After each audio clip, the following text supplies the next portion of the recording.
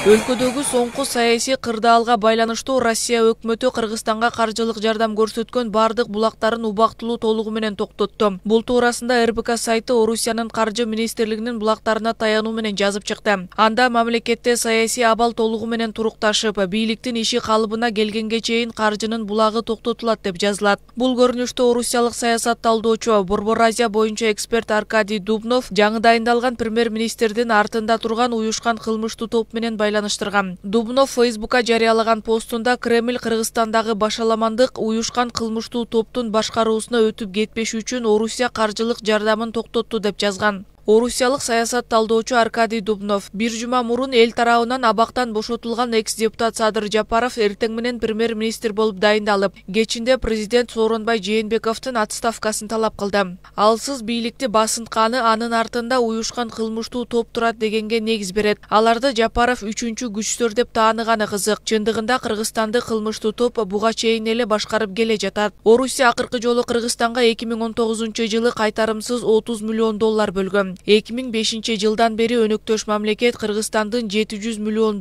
ашык карызын кечип, 2012 жылы Москва Бишкекке $250 миллион ашык өлчөмдө кайтарымсыз грант берген. Мындан сырткары Россия Евразиялык стабилдештирүү жана өнүктүрүү фондунун башкы акционери болуп саналгандыктан Кыргызстанга 2020 жылдын август айында $100 миллион насыя берүүнү чечкен.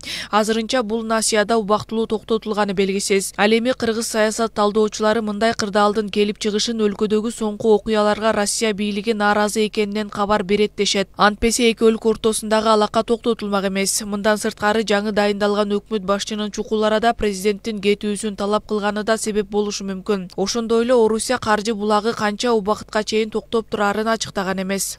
Биринчиден биз Кыргызстан ушу 30 жыл бою жалаң ушундай тилемчи сыяктуу мамлекет болуп жардам менен гана туруп калганбыз, жашап калганбыз. Азыркы кезде канчалык гана жардам болбосун баары бир кайсы бир деңгээлде жетишсиз боло берет.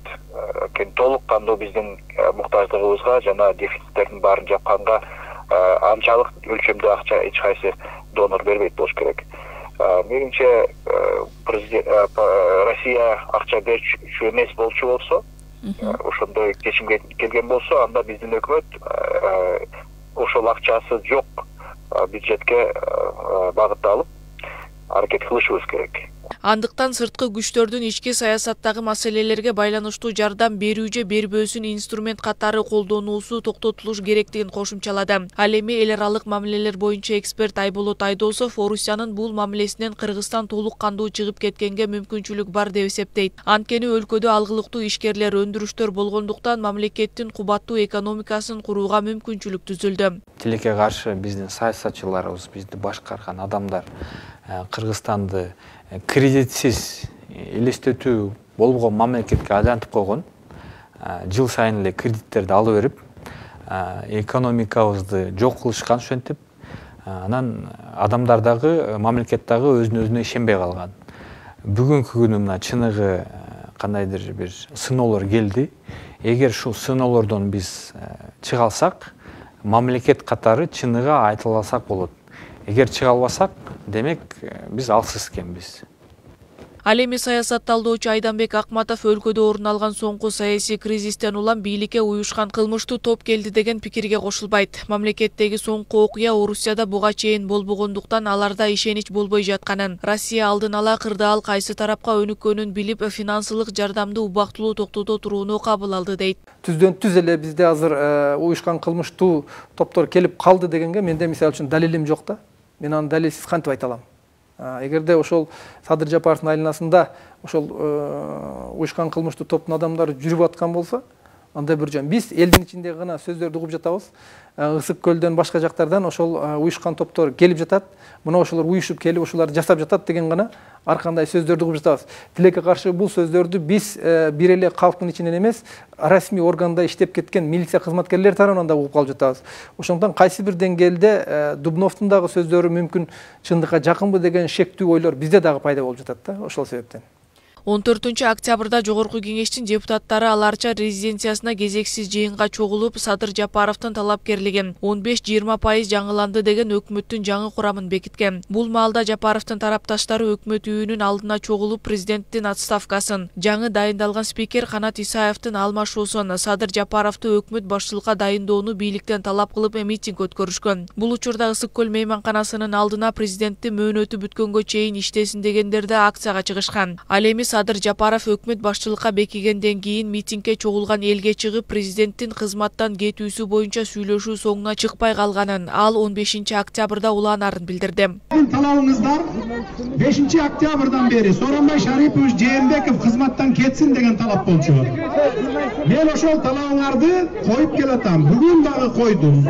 Түштөн кийин кечке чейин отурдук, бирок сүйлөшүү жолу аяктаган жок. Мен эртең 11ге чейин, саат 11ге чейин суранып, сиздерди ушакка жөнөйбүз деп атат деп кабар келгенден кийин таштай салып келдим.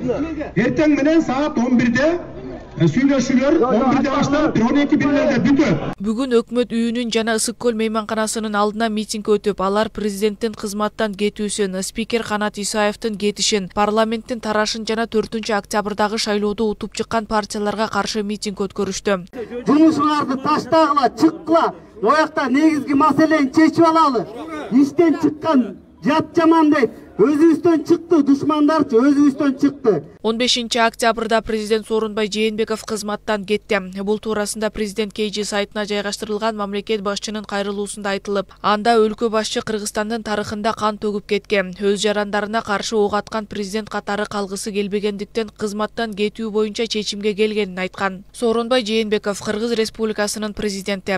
Бишкектеги коомдук саясий абал курч бойдон турганын көрүп турасыздар. Аны басаңдатуу максаты менен кече Жогорку кеңеш өкмөттүн курамын бекитип, тиешелүү дайындоолор боюнча мен жарлык чыгарып кол коюп бердим. Тилекке каршы агрессия дагы деле токтобой, мени токтоосуз кетишимди талап кылышууда. Азыркы кырдаал эки тараптуу кагылышуунун болушуна жакындап калды. Бир жагында митингге чыккандар, бир жагында күч органдары турат. Эки тарап кагылышса кан төгүлүп кетет. Мамлекеттик резиденцияны коргош үчүн аскер кызматкерлери, күч органдары курал колдонууга милдеттүү. Ошондуктан мен отставкага кетүү чечимин кабыл алдым. Эми Жапаровду жана башка саясатчыларды өз тарапкерлерин тынч жол менен таратууга чакырам. 4-октябрдагы шайлоонун жыйынтыгынан кийин өлкөдө саясий кризис орун алып, митингге чыккан эл мамлекет башчынын отставкасын талап кылышкан. Президент өлкөдөгү соңку абал укуктук жолго түшкөндөн кийин кызматтан кетээрин билдирген. Бул убакытта Бириккен Улуттар уюму баштаган бир катар эл аралык уюмдар, АКШ, Британия өкмөттөрү жана коңшу өлкөнүн мамлекет башчылары Кыргызстандагы соңку кырдаалга кабатыр экенин билдирип, легитимдүү бийлик катары президент Сооронбай Жээнбековду тааный турганын, өлкөнү мыйзам жолуна салуу аракетин колдоого алышаарын билдиришкен.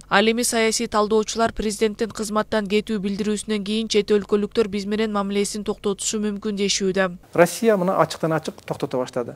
Эми Европа Союзу дагы, Америка дагы, башкалар дагы ушундай кадамга барат. Себеби алар буга чейин айтышкан. Биз Сооронбай Жээнбековду легитимдүү, бирден бир легитимдүү орган катары тааныйбыз деп өздөрүнүн позициясын билдиришкен.